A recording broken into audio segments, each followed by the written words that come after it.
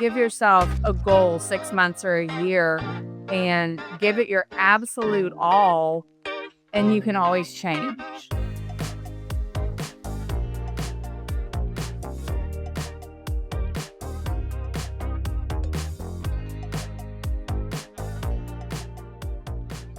Hello and welcome back to another episode of A Higher Purpose, of Vanderbloemen podcast. I'm your host, Brett Connolly, and joining me, Sarah G. Gonzalez. That was like nuts and dapping up at the same time. All of the above. Was it cool? Probably not. Probably not. But that's okay. Well, welcome to this week's episode. We have Margaret and Sarah. They are the co-founders. They're also sisters of the Fraulein Boot Company. Yes. And it's a company that they started just kind of a passion piece through the pandemic. And it has really grown and grown and grown. And they've been hiring people left and right. And so it was just really great to jump into their story, seeing lessons learned, because I know we have a lot of listeners who are entrepreneurial. They have these passions and are trying to figure out how does all of this work. This episode's for you. Here's a success story. So let's go. Check it out. Well, Sarah and Margaret, we're so excited to have you guys on the podcast. Can you guys just start with the story of the Fraulein Boot Company? What inspired you to start this business together?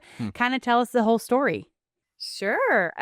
Well, like so many brands of this day, it kind of came out of COVID. I lost a job during COVID and kind of was left, now what, and it was like, it wasn't a job that meant anything, it was like a medical device sales job. And so when I lost it, I was upset. My husband was like, don't be upset. You hated that job. Like, think about what's next. You're in your mid 40s. Think about something fun that you want to do. And so Margaret and I have always wanted vintage cowboy boots. Like, we've just kind of collected them over the years. And so people are always asking us about our boots and asking if I can borrow them or if we can style them. And so that idea kind of just was fond, and went to dinner with my sister April 1st on our mom's birthday. And I, posed the question, and I think she thought I was like, I've got to ask you something. I was real serious, and I thought she was going to ask for a kidney. So people can, of course, kind of give it to her. Right. And on April 1st, how confusing. Could have been an April Fool's joke. There you go. But she said, I think we should start a cowboy boot business. I have been in retail previously, and had some years staying home. My 2 dyslexic sons, so I'd been kind of helping them and advocating for them and learning what that looked like. And, it was such a pinch me / this is the best idea ever moment. You'll look at a picture full of girls wearing cowboy boots, and they're brown and they're black, and they're not very kind of jaw-dropping, or so that was our goal, really, to create cuter boots with a vintage feel that can be handed down to generations after. That's so cool. That's so neat. Man, you have a blossoming company through the pandemic. I think everyone picked up something, during quarantine that likely didn't turn into a strong business. Yeah. I started a podcast, not this one. Do not look the other one up. It did not go well. But I would just say, now that you are 4.5, 5 years in, time flies. COVID was a half a decade ago. Crazy. So 4 years in, I'm sure you've learned some things along the way and tweaked some things. What were some of the major challenges out of the gate? Gosh, we're still learning things every day. That sounds for right. Sure. Good. I think, that we can't do it all. At the beginning, we said yes to every single opportunity. I do think that was good for getting our name out there and, creating awareness around our brand, telling the story of our brand. But we can't do it all. So hiring people, we've had it took us a while at the very beginning when there was somebody that had a pulse. We would be like, perfect. Okay, now here's some opposite, and we start writing down things for them to do. Yeah. I mean, that's one of the greatest things. I remember your friend, the Houstonian girl that does the markets, Casey Barble, saying you've got to hire good people to be underneath you, to, have the same passion that you do to, get the job done. And that was very good advice. Yeah. And we've been really lucky or blessed that doors have opened when we're sitting there thinking, what do we, stuck on something. And then it's been kind of crazy how a door will open and someone will reach out to us and we're like, oh, you're exactly the person we needed to talk to. Or we've learned it's so nice being a new business person is that people generally want to help, like that have gone through some of the same things. And we've met some really nice girls and women along the way that have, been through kind of what we're doing and have reached out and are like, hey, you should reach out to this person. They, for our digital marketing company or whatever, just different things. People have been very helpful. So, and another thing from the beginning, every single process that we have, whether it be shipping, Instagram, inventory, we built our own website through Shopify. And, that in itself, if either of y'all knew either of us, you'd be like, how in the world? But Shopify had really great customer service where you could talk to someone on the phone, and we literally would talk to people for like hours, and we'd like figure something out. Their whole shift, we'd talk to. Like, I think you girls are going to do great because you're so enthusiastic. I know. But it's so great that we got to learn it from the get-go because now we know how to navigate things instead of just hiring that out and having to ask someone for help every time we need to fix something. Justin has been and all of it has been very hands-on, just the two of us from the beginning, like shipping and receiving until we got smarter. And sometimes it is still me, but that's okay. There's my niece, or we've been very frugal in our spending in order to be able to baby step grow the business. It's important for us, to be able to, we didn't take an investor and we started small and just grew in small increments. I love it. So, that's good. Still growing in small increments. And you had talked about, you were given the advice of hiring the right people. I'm sure that's even like lessons learned along the way. But as you've hired people and hopefully you've learned, here's some themes and commonality of the right fits. I'm thinking of a young candidate in the workforce, or about to enter into the workforce. What are some of the things that have stood out for like right hires for you guys? I think Sarah has a dog named Dose. And we always go to her office to do our interviews. And if they love Dose, that is step one. That's awesome. And Dose loves them. If they're like not really into dog. To be dog people, and you got to know that you might have dog hair all over your body at any time of the day. That's no criteria. But honestly, we finally found our golden girl, who's our brand manager right now. And one thing that we hadn't been doing that's probably to the regular Joe seems like a no-brainer. That's another thing. We joke about this being our midlife crisis business. We are midlife. I mean, I think it's a little bit inspiring that, because I have a kid that's graduating college and he's like, I don't know what I'm going to do. I'm like, well, I started doing what I want to do. I'm age 45. Yeah.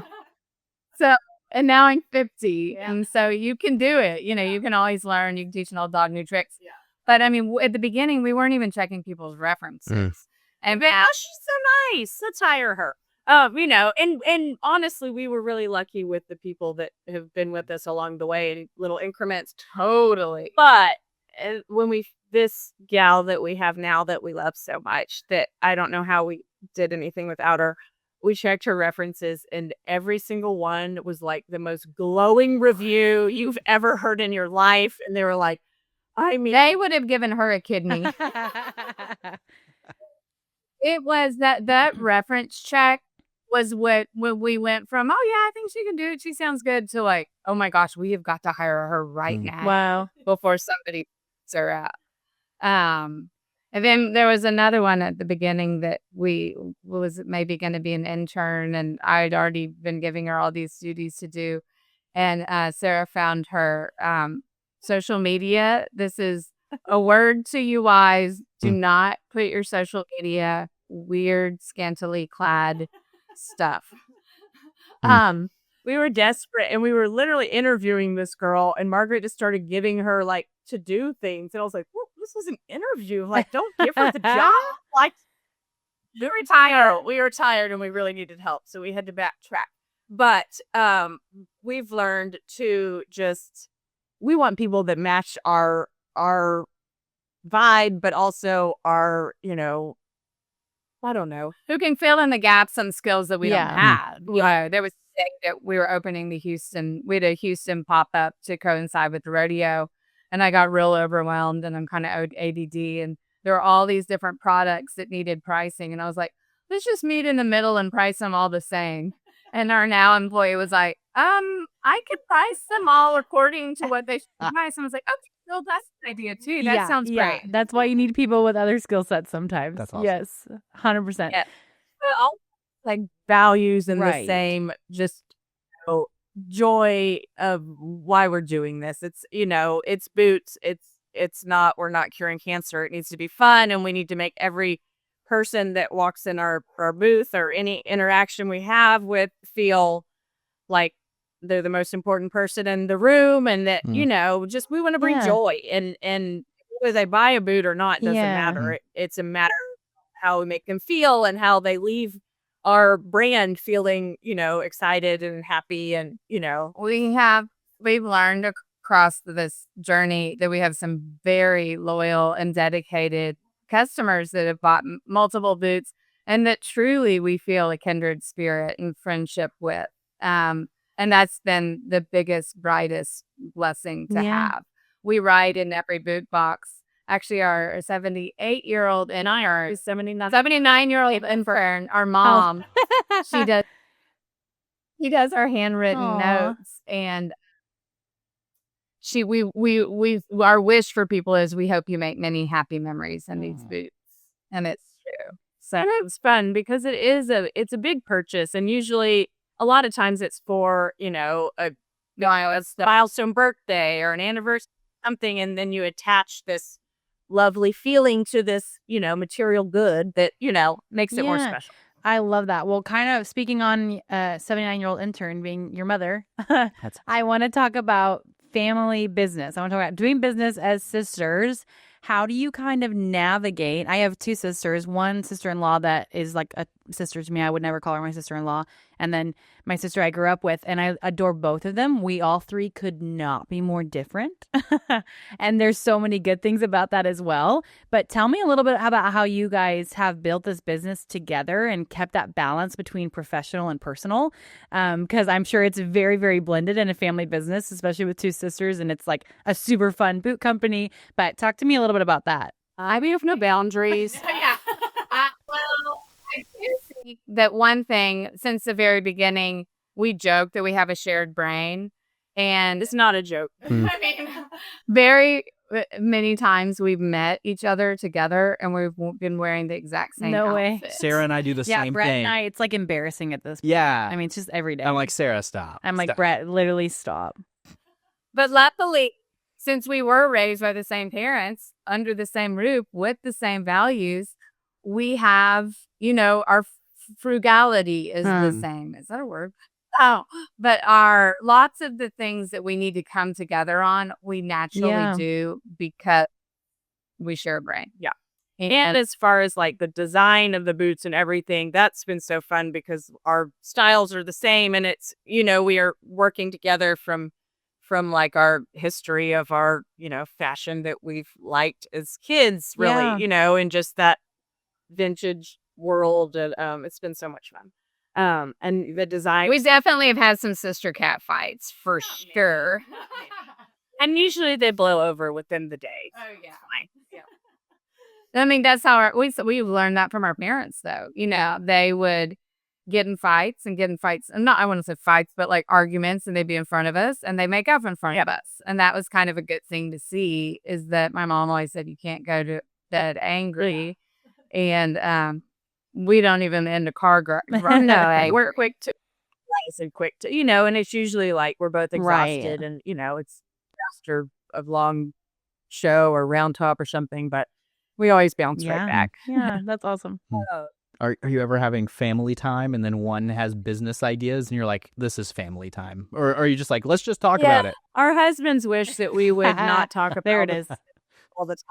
Can't really help it. So getting better about curbing it. In fact, we were at a event the other night at a table. The lady next to us, we just gotten back from Round Top. The lady next to us, she was like, tell us about the boot business. And we're like, nah, not I was today. like, come on, really? Let's talk about you. She was an artist. I was like, I'd rather talk about your art. Nice.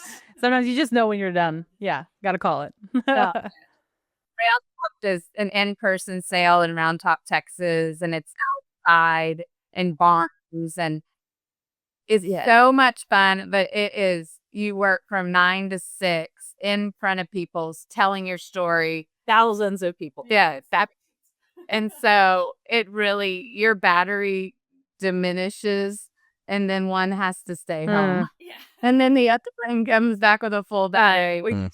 So Gifts. yeah, that's an important thing to realize, is like, Sarah's really good about being like, my brain's not going to work for these numbers I need to crunch. They do the more tomorrow. Yes. And I work the night shift, so I'm like, I'm going to do some social media at 11. So we do have like different roles. Like Margaret does the social media and marketing and that whole side, and I do more of like the back end business side, like inventory and the numbers and things. That my brain only works for like a certain amount of hours in the morning on caffeine. All bets are off. For sure. That's good. And what advice would you give like a young professional that wants to maybe like leverage their passion into something that's profitable? Yeah. Do it. Just do it.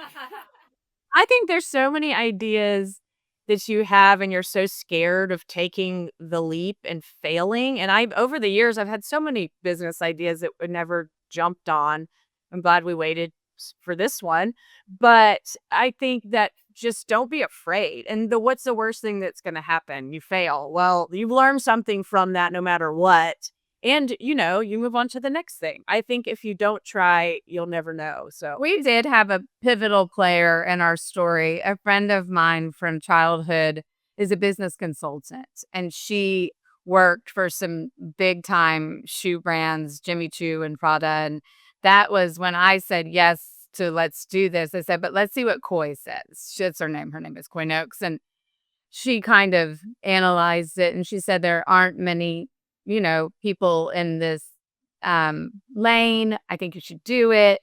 So definitely do due diligence and research to make sure that, it's a viable idea that,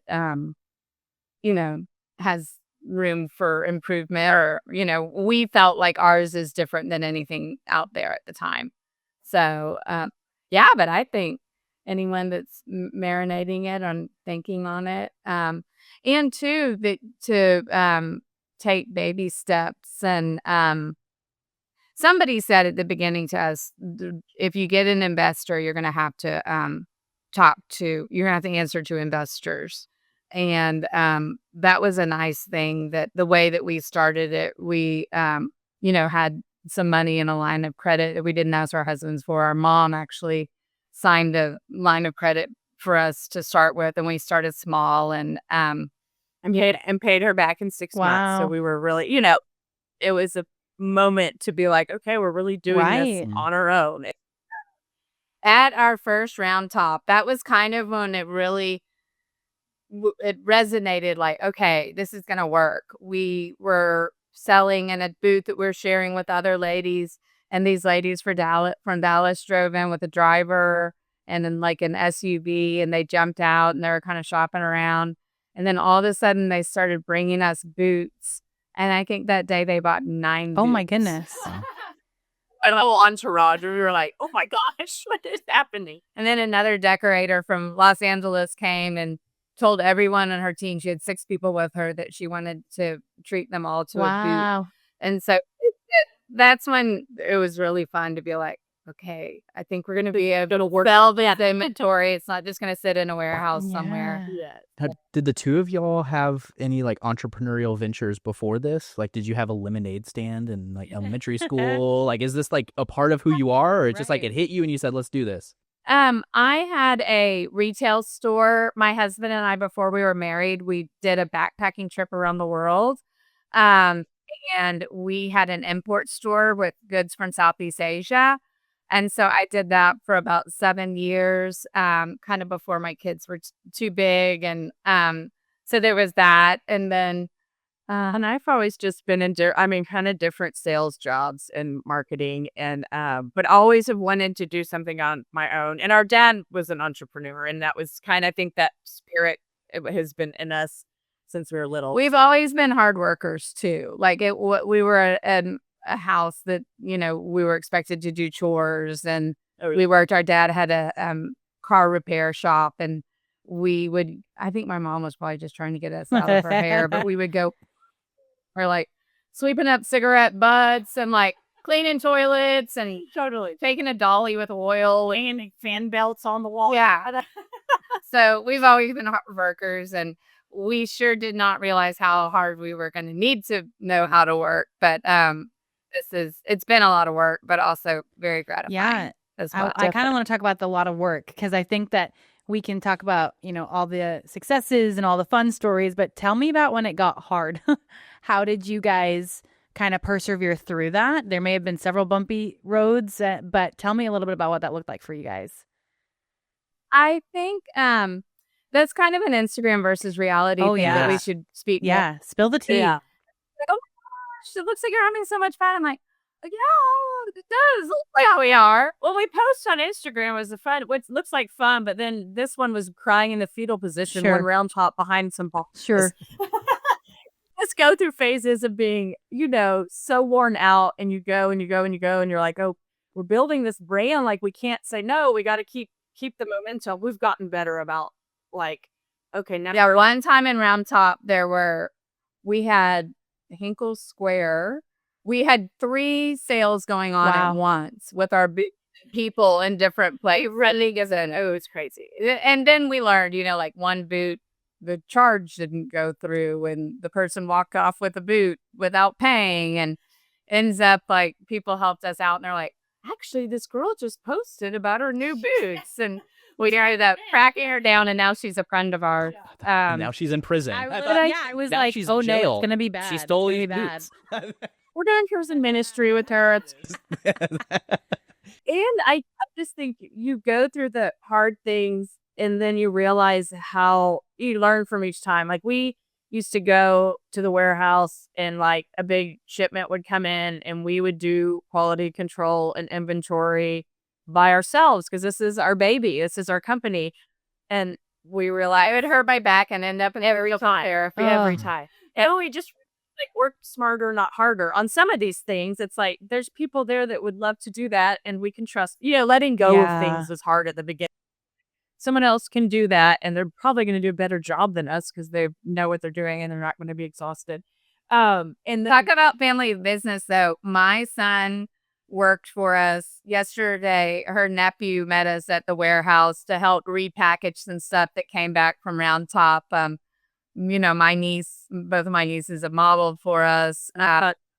He can't drive yet, but he'll ride with me to UPS and take the pack, or bring him in off the porch or whatever, and help organize. And he loves going to the warehouse too, so that's good. And yes, instilling the work ethic at a young age, I think, is really important. Okay, so I know that it's been the last 5 years that you've been doing this, 4.5, 5 years. Tell me kind of, if you could go back at the very beginning of starting this business and give yourself a piece of advice, what would that advice be? Don't stress about every little detail. Okay, yeah. It's fine. Definitely. We would get into a tizzy about, Jane Birkin needs her boot for her son's graduation party and is not here yet. And, things that are out of your control.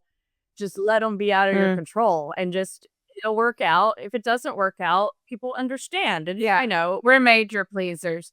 We also pre-order our boots. So lots of times the boot's available for pre-order, and we've learned to manage expectations on customers of that, of the timeline. And but I think that's the best. It's just, and Sarah said earlier, we're selling cowboy boots, like we should not be crying in the fetal position by being, privileged that we get to do this and, just to enjoy the ride that that it's fun. And even when it's not fun, that you have a choice, you can make your day better by choosing positivity. And that's one thing at Round Top too, that we try to make sure that we carve out time for, we both do like a daily devotional every morning, and Sarah is very good at doing her exercise when she has, just to make sure that you're literally taking care of your body, mind, and spirit first. Then everything that comes out of you is better. That's true. Just making sure to carve out self-care time too, and family care time. Sometimes I've gotten better to where, my son's in 8th grade, so he gets home from school. I kind of am like off work duty. I'm like, all right, we're fixing dinner, we're walking the dog, we're spending time together, and just like having that and trying not to look at my phone till, things are settled down. And it's hard to do when there's things that you need to get to, but to be able to compartmentalize and be like, that can wait. It sounds really more important. I know, boundaries. We're working on that. There's a new thing on your phone that you can schedule a message to go at a certain time. And that's like the biggest savior for me. For the night owl. I'm like, lights out, do not disturb at 9 o'clock. So night owls still 9 a.m. There's a lot of messages coming through that I don't want to forget. Well, So I want to follow that thread because we were talking earlier about there's kind of the concept and then the reality. There's the Instagram and then there's the like behind the scenes. I think there's a lot of Gen Zs, millennials that are like, I want to be entrepreneurial and set my own schedule and do whatever I want and work from wherever. Work for myself. I'm never going to have a boss. And like, but there's the missing piece of the drive. Talk about, man, it was instilled in me and us by our parents. We did a lot of tasks, and you still spin a lot of plates, but I would say that hopefully you've been able to delegate some of those things. But the thread that I want to kind of follow a little bit further is you were just want kind of that work-life balance. I'm an Enneagram 3. You're an Enneagram 2, right? And so these are the Enneagrams that can get real unhealthy, right? Especially if you're trying to be like entrepreneurial and you're like, there's always something else to be done. You're never quite finished. Never. How do you balance those things? I mean, I heard you say like, hey, do not disturb, go, but like, and we were kind of just walking through some of those, but like functionally, as this has been built out and built out and built out and has grown into like a sustainable business, and that you kind of go knock on wood, right? I mean, it's just your entrepreneurial, but how do you do that dance? I mean, we talk about the family piece, but how do you balance being a driven entrepreneur and then someone who has a family and has other responsibilities, right, and maybe other passions? Yeah, it's a delicate balance for sure. And sometimes we're better than others. And we've learned there's kind of seasons throughout the year where we just know we're going to be super busy with work things, but we know we have a couple months coming after that where we can like go all in with doing a trip with our family or and they understand now too, because it is a family business and everyone's on board. But I think just in the day-to-day, we've both gotten better about just, yes, there's a list a mile long, then it's never going to end. But like, it can end for today at 5, and it can wait till tomorrow. That took a really long time to realize that, that there is tomorrow. Yeah. and this world we live in is so instant gratification. And our boots are not an instant gratification sometimes because it's a 3 to 4 month process. So if someone's waiting on a pre-order, they have to learn to be patient, and we have to learn to be patient with them. And, the slowdowns of the factory, and, there's leather they couldn't find it. So that carries over from like the business to, slowing down our role, if you will, like just being like, okay, I know we need to do X, Y, Z. Let's, plan ahead a little better. And it's interesting that you mentioned the Enneagram. A friend of mine she's an Enneagram specialist. And when we were hiring our current employee, we actually had her do sessions with and we have some interns that go to University of Texas, and they are a humongous part of our business. I mean, they are helping us run this ship. But she did Enneagram, readings for them and help them figure out what they are. And lots of them are the number 1, which is perfectionist. Oh, interesting.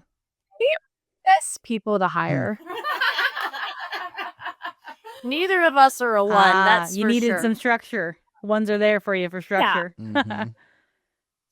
I did like a recap with my friend who did the Enneagram, and she talked about the weaknesses and strengths of what that looks like in business, not necessarily in, your life or a relationship or whatever, but specifically in a business. And she said, for one, sometimes if it's not perfect, they feel a tremendous amount of shame. Knowing that, sometimes I will be like, do not worry. It does not have to be perfect. I think it's a very helpful tool to see that from their perspective. And can I ask, what are y'all's Enneagrams? So I'm a 7. I knew it. Never done it. Everyone says I'm either a 7 or a 9, but I've never done it, so I don't know. I need to. I could feel it in my heart, Margaret, that you were a 9 or a 7. Just the way that you were talking, I knew it. My mom's a 7, so I love 7 energy. I love it. Sometimes the 7's like, on to the next thing, which, and sometimes I have to sit with uncomfortable feelings, which isn't my thing to do. There's the 7. There's the 7. There it is. That's the hard part for sure. Okay, well, I know I asked in the past 5 years, what's the piece of advice? But obviously you guys had whole careers and lives that you lived before you started this company. So if you could go back to when you were in your early 20s, you didn't know what kind of careers you'd have. You didn't even know what kind of families you would have, what that would look like. What advice would you guys give to our listeners that are just starting out? They're kind of trying to figure out who they are, what they want to do, their passions, all of those things. What's just some words of wisdom that you guys would give them? I would say, I remember I started my career in public relations. My major was journalism with concentration in public relations. And it was hard. Hours, everything, pressure. And I think to give yourself a little grace that it doesn't have to be perfect, but just to try it and see. You don't know, this is not for me. I think sometimes maybe millennials or Gen Zs want it to be a little easier. Is that true? I mean, we've worked with some people when it comes down to like the hard work and what it takes. Like, it was funny, yesterday we had a new girl that we took to the warehouse. We're like, she's going to know real quick if she's going to want to work for us or not. Yeah, what's that instant gratification Sarah was talking about? So the glamorous part is not in But I think the advice I would give would be, say you're in your job. Get the job. Do the job. Give yourself a goal, 6 months or a year, and give it your absolute all. And you can always change. Yeah. It doesn't have to, whatever you're starting with doesn't have to be your forever path. And I make a million jobs. And you take little bits and pieces and you learn something from each along the way till you late where you're supposed to be, And the whole journey is part of, piecemealing, figuring out what you want to do as a person and the magic of life. I love it. And just learning so much from working with other people, just whatever the job is, like having relationships with coworkers and learning how to give and take, and the balance that you have to find in a workplace, I think and bosses too. I remember working for a boss that was mean and said mean things about her clients. And I literally thought, oh my gosh, like that. I don't not want to work with this person anymore, but we'll figure that out. But like, it's important to, if you are going to be the boss of someone, to set a good example and, Right. um, Be kind always. yeah. Work hard and be kind. Work hard and be nice to people. My sister-in-law has a sign that it posted in her office that says work hard and be nice to people. And seeing her, she's a decorator, and she treats the moving company as nice as she does the CEO's whose gorgeous house that she is installing. And it makes everyone a better person if you do that. Simple. It's actually pretty easy. Yeah. It's pretty easy to practice most of the For time. some. Yeah, we had our share of people coming unglued over, sometimes you can't please everyone. You can be nice, and sometimes people aren't nice back, but you can try and turn the other cheek. Yeah. Exactly. For the most part, we've dealt with like the most lovely people in the business and customer side, and just people we meet along the way. And it's been a dream. I mean, I didn't have any idea what, you don't really know when you're starting something new, how the whole journey is going to be, but it's been Reception that people really love. wanting to lift us up for sure. Better together. Yeah. So fun. Well, y'all are pros. Y'all are the real deal. Thanks for giving us a little bit of your afternoon and just hearing your story, kind of the ups and downs, lessons learned. I think that's going to be really helpful for young listeners as they're trying to figure out their next steps. Right. So thank you so much for joining this week's episode. It's a delight. Thank you so much. Thank you so much for listening to this week's episode of A Higher Purpose, a Vanderbloemen podcast. I love this episode with Sarah and Margaret, the sisters running their boot company. We got to talk about a lot of fun things, so thank you so much for listening. If you want to listen to our other episodes, you can find us at ahigherpurposepodcast.com, as well as you can find us on all of our socials at A Higher Purpose Podcast. Thanks so much, and we'll see you next time.